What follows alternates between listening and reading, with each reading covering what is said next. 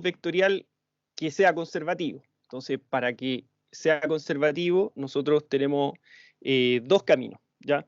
Tendríamos un camino que es calcular el campo rotacional, ¿cierto?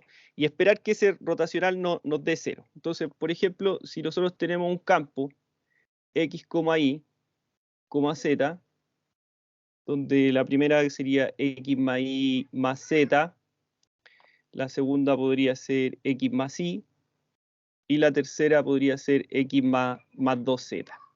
Entonces, ¿qué hacemos nosotros en ese caso? Podríamos, en este que lo vamos a escribir como vector, vamos a escribir ahí como vector, lo que nosotros podríamos hacer es calcular su rotacional, ¿cierto? Que en el fondo lo que hacíamos para calcular el rotacional de f es determinar el nabla producto cruz con el campo, ¿cierto? Y eso nosotros lo que hacíamos era una matriz de IJK, Itongo, Jtongo, Ktongo, y luego las derivadas con respecto a X, la derivada con respecto a Y y la derivada con respecto a Z. Y por último, en la fila 3, escribimos la primera componente X más Y más Z, luego X más Y en la segunda, y en la tercera fila, tercera columna, es X más el 2Z.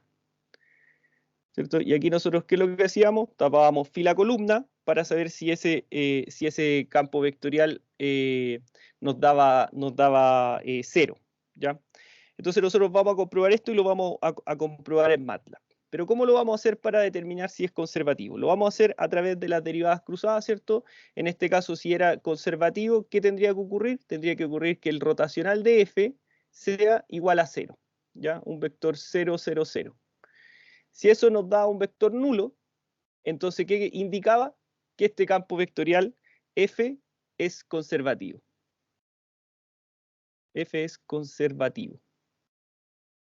Pero nosotros también podríamos calcular si f es conservativo a través de las derivadas cruzadas y comprobar si esas derivadas cruzadas son iguales. Entonces aquí vamos a escribir como una opción 1 y aquí vamos a escribir como una opción 2. ¿Y qué tendríamos que hacer nosotros? Nosotros tendríamos que considerar lo siguiente. Tendríamos que considerar la derivada de Q, ¿ya? Vamos a llamar Q a la primera componente le voy a llamar Q, a la segunda le voy a llamar, no, acá, P, Q y R, ¿ya? Porque generalmente aparece así en los textos para que sea más coherente con la bibliografía que ustedes puedan estudiar. Entonces nosotros diríamos, ¿qué tenemos que hacer? Tenemos que hacer la derivada de Q con respecto a X. Y esa tendría que ser igual a la derivada de P con respecto al I. Posteriormente, una vez que yo resuelvo eso y esto es igual, entonces paso a comprobar la derivada de R con respecto a X, y eso tiene que ser igual a la derivada de P con respecto a Z. Y por último, comprobar si la derivada de R con respecto a Y es igual a la derivada de Q con respecto a Z.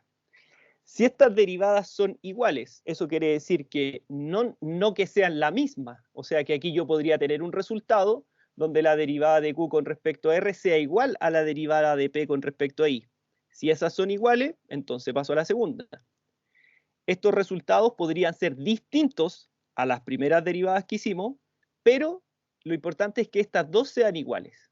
Si estas dos son iguales, paso a la siguiente, resuelvo estas. Si son iguales, entonces puedo asegurar que ese campo F es conservativo. Si ese campo es conservativo, entonces posee función potencial, ¿ya?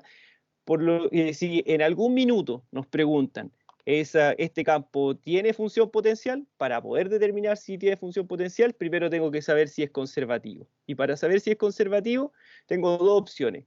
O el rotacional es igual a 0, ¿ya? Y ahí el campo es conservativo, o las derivadas cruzadas son iguales, ¿ya? Y eso también nos va a permitir a nosotros saber si el campo es conservativo y por ende tiene función potencial, ¿ya? Entonces, lo que decíamos que tienen que ser exactamente iguales cada una, no necesariamente que tengan los mismos resultados, ¿ok? Entonces vamos a resolver esto en MATLAB.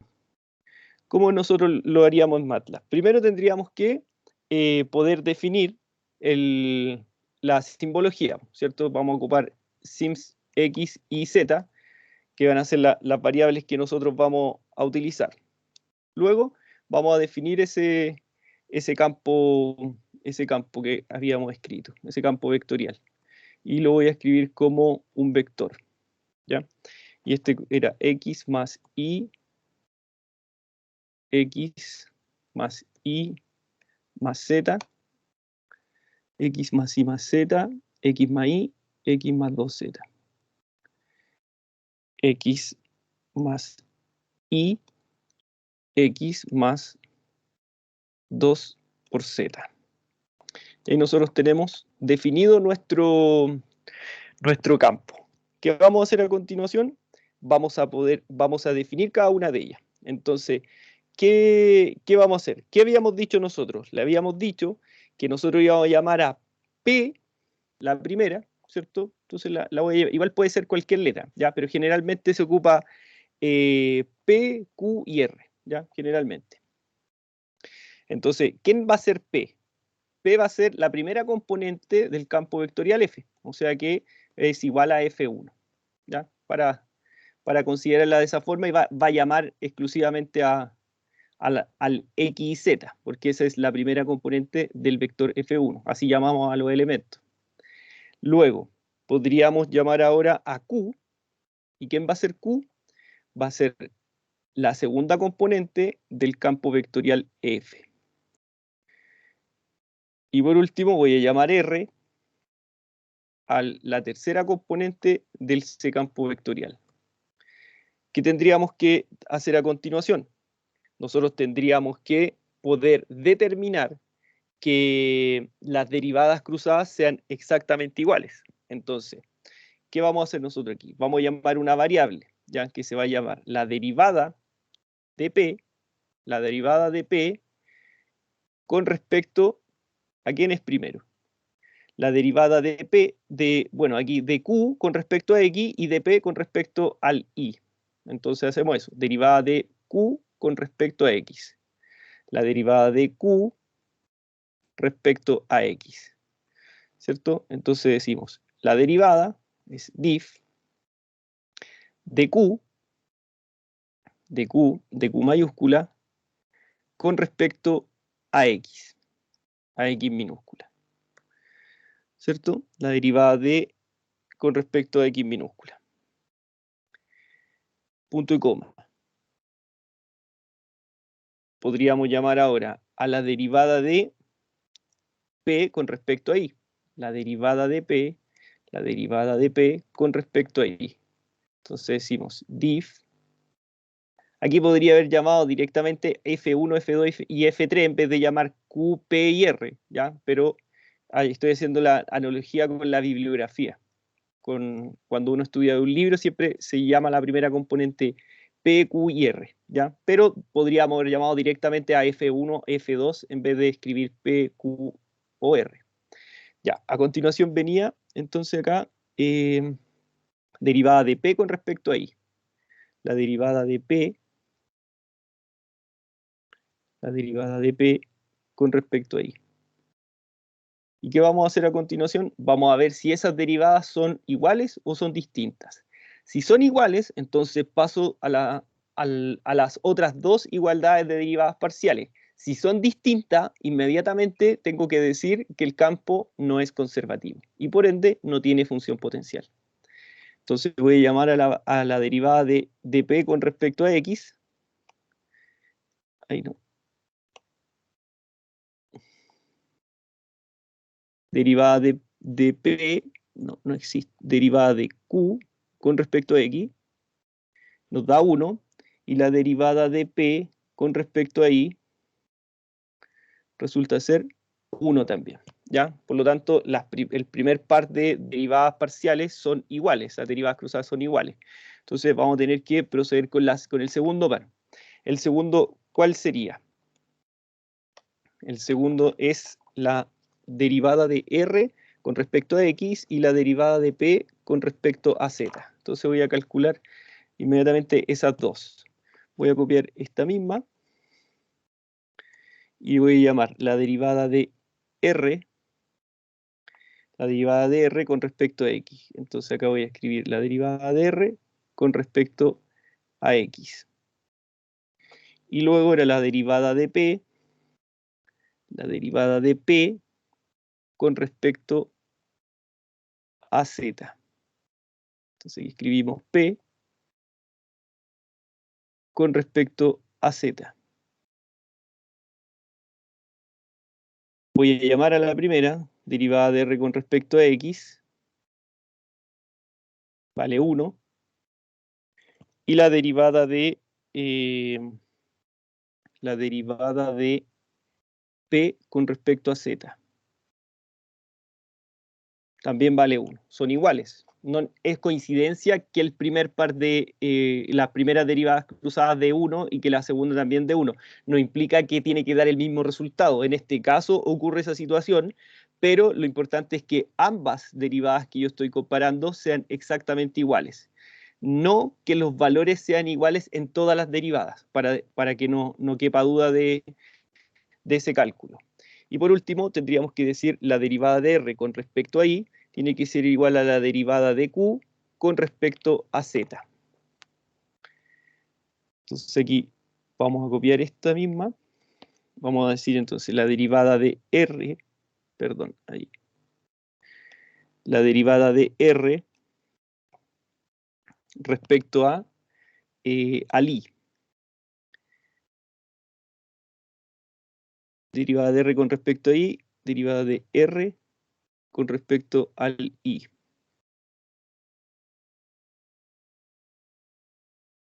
Por último, la derivada de Q con respecto a Z.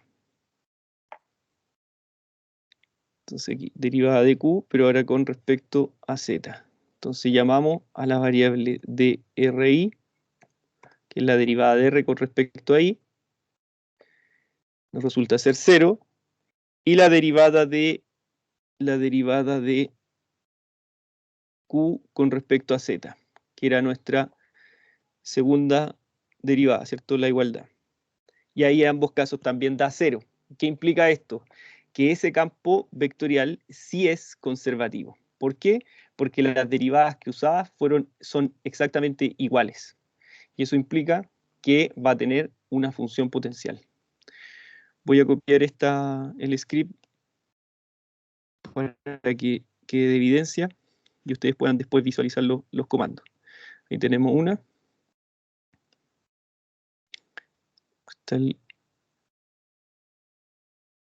Hasta el 1. Ya.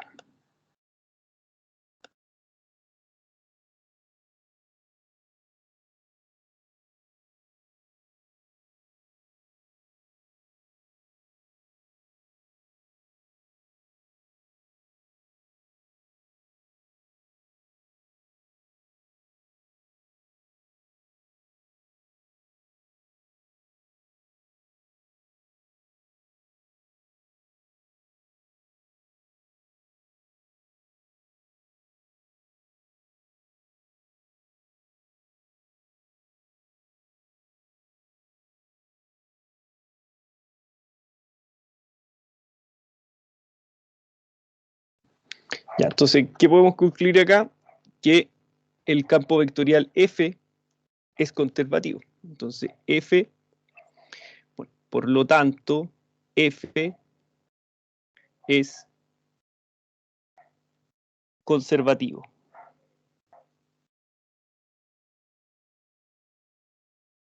Ya, por lo tanto, F es conservativo. Y si F es conservativo, dado que sus derivadas cruzadas son iguales, entonces posee función potencial.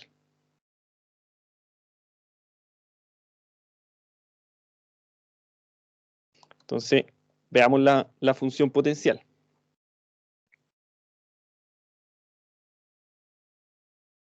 El operador nabla multiplicado por ese escalar, esta F es la función potencial.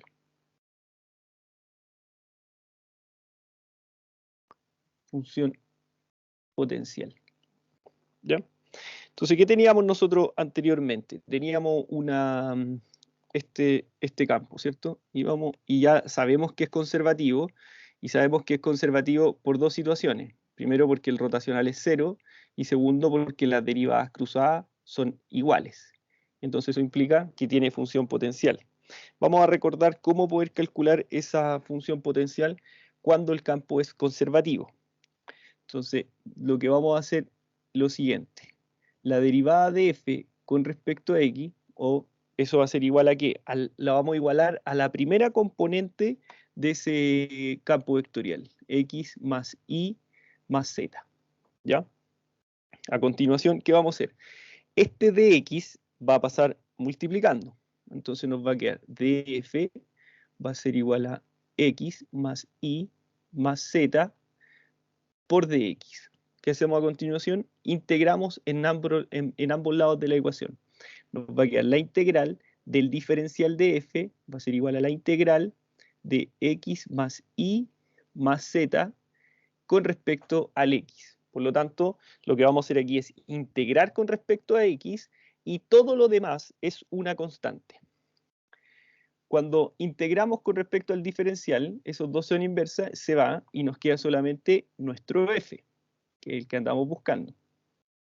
Y luego integramos esta operación. Cuando nosotros integramos este tipo de expresiones, nosotros debemos considerar con respecto a quién estamos integrando. Y nosotros estamos integrando con respecto a la variable x.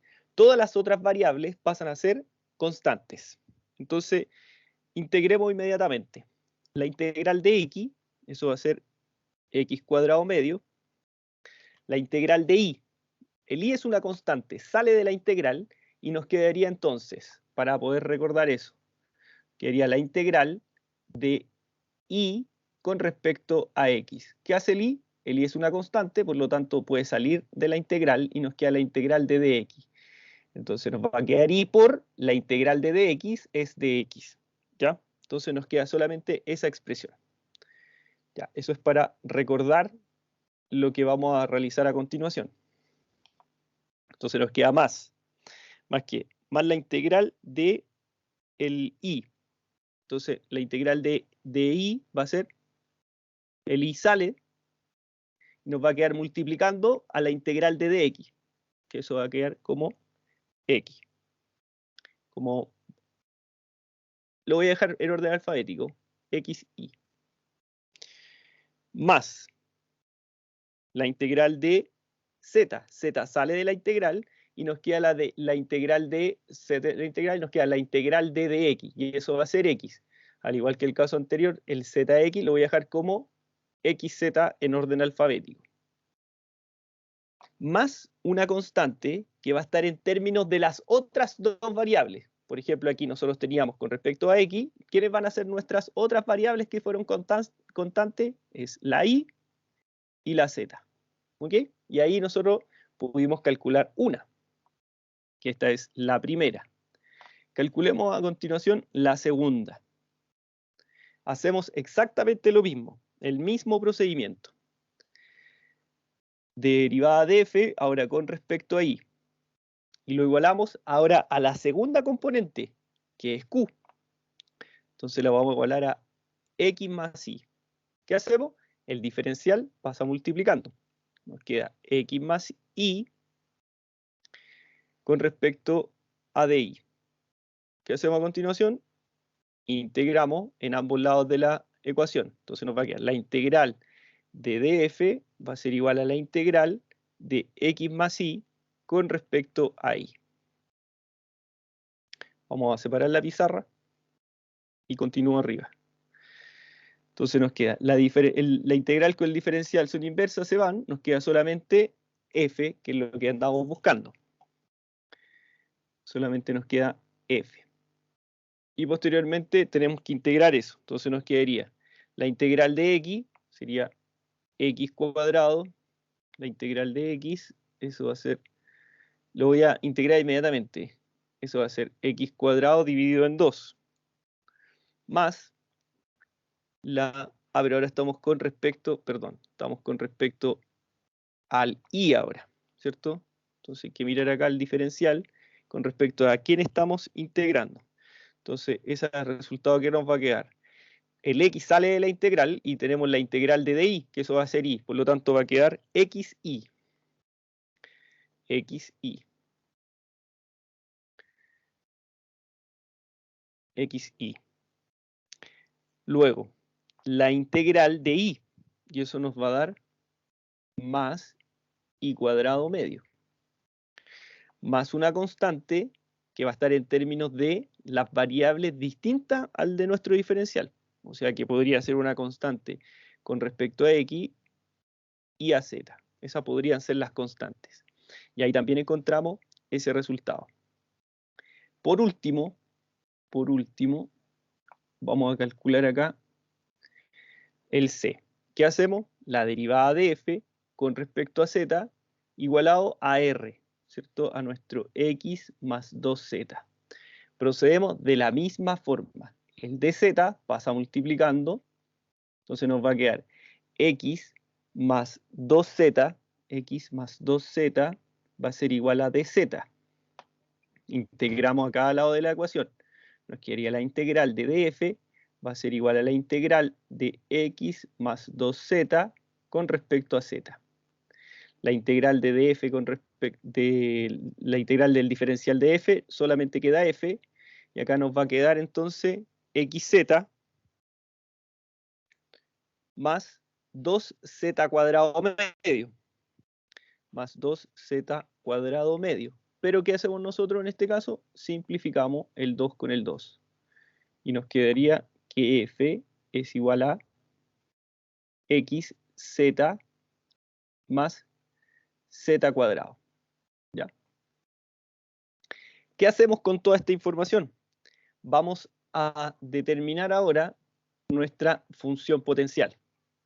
¿Y cuál sería nuestra función potencial? Sería elegir de todas estas expresiones que nos quedaron, ¿ya? Mire, le voy a poner un puntito acá, de todas las f que nos quedaron, Profe, le faltó la esta constante. f, de esa f, les pido que apaguen el micrófono, por favor. Profe, Espéreme, déjeme terminar, y le pido que apague el micrófono, por favor. Muchas gracias. Entonces, ¿qué tenemos que hacer nosotros?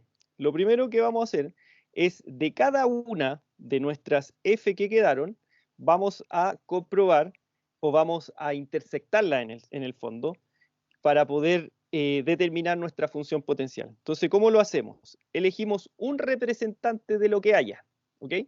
Entonces, por ejemplo, empezamos de esta forma. La función potencial. Función potencial. ¿Ya? Nuestra función potencial, ¿cuál va a ser? Entonces vamos a tener una función en términos de x, y z, que es esta f que andamos buscando. Entonces nos quedaría, ¿qué tenemos? ¿Qué tenemos acá? Tenemos x cuadrado medio.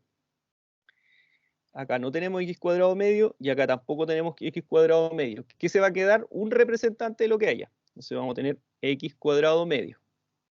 Posteriormente, ¿qué más tenemos? xy. xy, acá también tenemos xy, entonces se queda un xy. Luego tenemos xz. xz, aquí también tenemos xz. Se queda un xz. Solo un xz. Más. ¿Qué más tenemos acá? Acá terminamos. Tenemos y cuadrado z. Nos quedamos con ese y cuadrado z. Perdón, y cuadrado medio. Y como un z. Y cuadrado medio. Y por último, ¿qué más nos queda? Nos queda un z cuadrado. Más z cuadrado.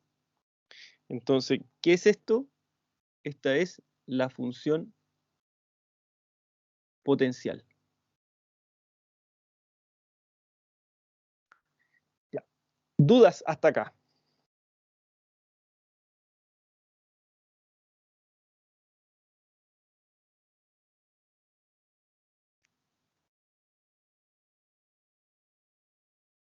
Profe, Dígame. hola profe, buenas tardes. Hola, buenas tardes. Lo que no entendí muy bien, cómo eligió la función potencial. Eso no me quedó bien claro. Que ¿Cómo cómo la fue elegí? sacando, claro, cómo la fue Un sacando los datos. representante de cada término. Si se repiten, queda uno solo, ¿cierto? Exactamente. Ya, ya, profe, gracias. Ya.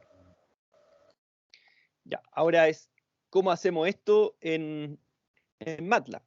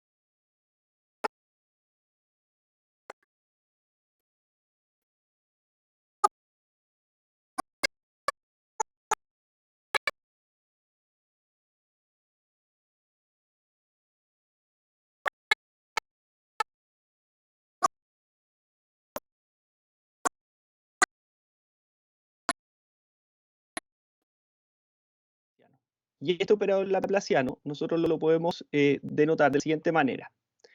Podemos decir que el operador laplaciano va a ser el delta por el campo escalar. Y eso va a ser igual a la divergencia del gradiente o a las segundas derivadas parciales del campo escalar.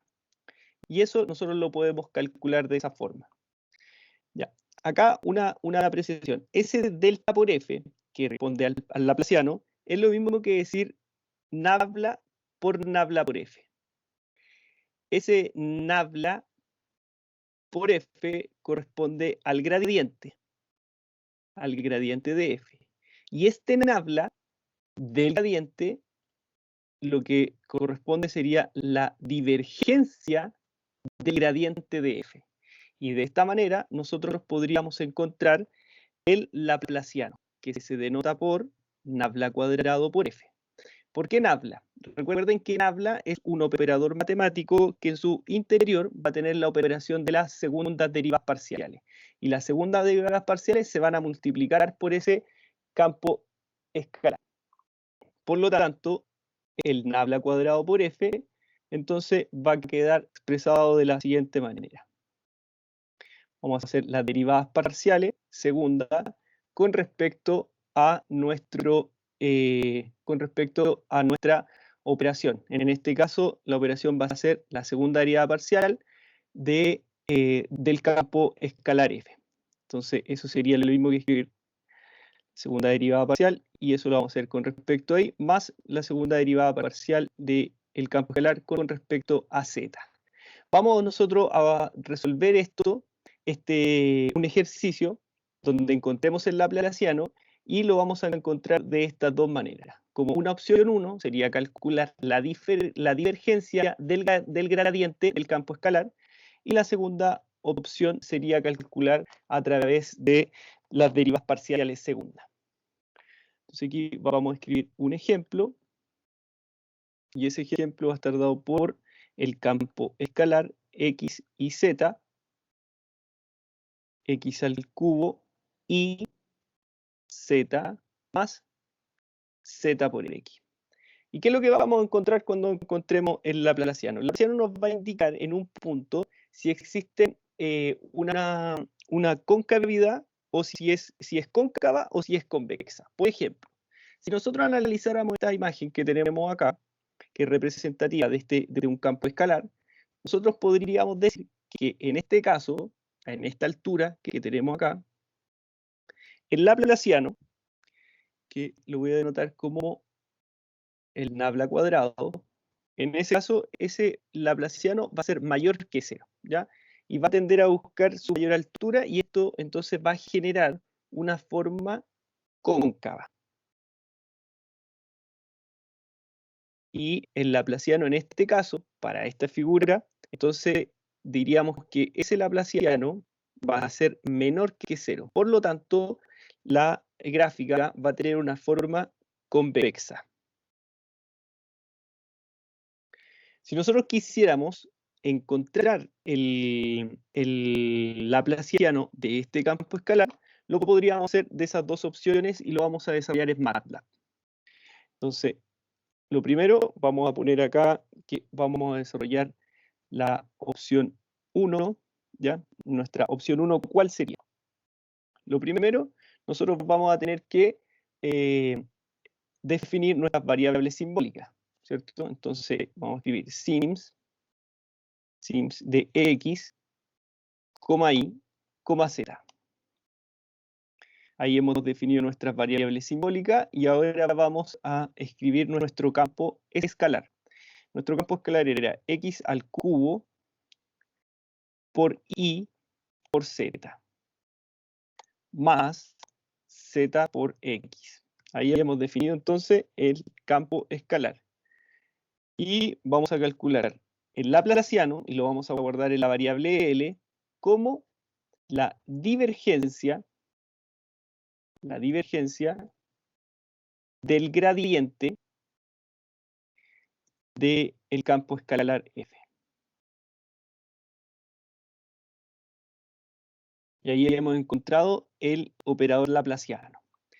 Una opción 2, que ya habíamos comentado anteriormente, era calcular esto a través de las derivadas parciales segundas, como la definición que aparece en nuestra hoja de Openboard.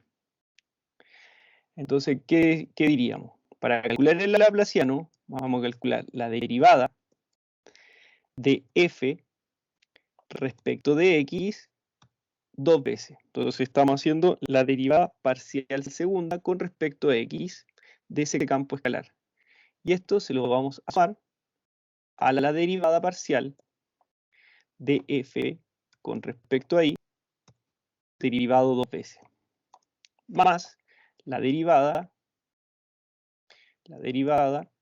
de f con respecto a z dos veces. Entonces lo que estamos haciendo son las derivadas parciales segundas para determinar el laplaciano. Y ahí obtenemos nuestro operador laplaciano. Como podemos visualizar, nos da exactamente el mismo resultado de estas dos formas para poder determinar nuestro operador laplaciano. En el video anterior realizamos este ejercicio, el cual consistía en calcular el operador laplaciano a este campo vectorial. Y en esa clase pudimos ver que existían dos métodos de resolución. El primero, a través de calcular el gradiente de la divergencia menos el rotacional del rotacional. Y eso nos daba como resultado el vector 2z00. Pero también existía la opción de poder realizar este mismo cálculo de operador laplaciano calculando la segunda derivada de f, las segundas derivadas parciales de ese campo vectorial. Entonces vamos a realizar esta operación en MATLAB. Bueno, en el video anterior realizamos el siguiente... No. En el video anterior calculamos el operador laplaciano a un campo vectorial, el cual se podía desarrollar de dos métodos. El primero era calcular el gradiente de la divergencia menos el rotacional del rotacional. Al momento de resolver eso nos daba un resultado que era el vector 2z00. Pero también pudimos ver que existía la posibilidad de resolver el mismo problema aplicando las segundas derivadas parciales con respecto al campo vectorial. Este cálculo lo vamos a desarrollar en MATLAB para comprobar que también se puede hacer en este software. Campo vectorial, vamos a definir primero nuestras variables simbólicas. A continuación, vamos a definir el campo vectorial f. Lo escribimos entre corchetes porque lo vamos a escribir como un vector. X cuadrado multiplicado por z, la primera componente del vector, la segunda componente es menos 2 por x por z, y la tercera componente es y por z. Una vez que tenemos definido nuestro campo vectorial, vamos a determinar el laplaciano y lo vamos a guardar en la letra L. Ese es el nombre de nuestra variable para determinar el operador laplaciano. Este operador laplaciano lo vamos a escribir como vector, entonces lo escribimos dentro de los paréntesis de corchete. Y acá ocupamos el comando diff para la derivada de la primera componente del campo f, la derivamos con respecto a la variable x, segunda derivada. Luego hacemos la misma operación, pero ahora vamos a derivar la segunda componente del vector con respecto a y, segunda derivada. Y por último, la tercera componente del vector con respecto a z, segunda derivada. Cuando decimos f1, estamos llamando a esta componente del vector. Esto es f de 2, y ahí estamos llamando a f de 3. Y que haga la derivada con respecto a la variable segunda derivada. Y ahí encontramos entonces el laplaciano que nos resulta ser 2z00. Si nosotros lo llevamos a nuestra hoja de trabajo, entonces podemos darnos cuenta que el resultado es exactamente el mismo que hacemos a mano o lo podemos calcular en MATLAB.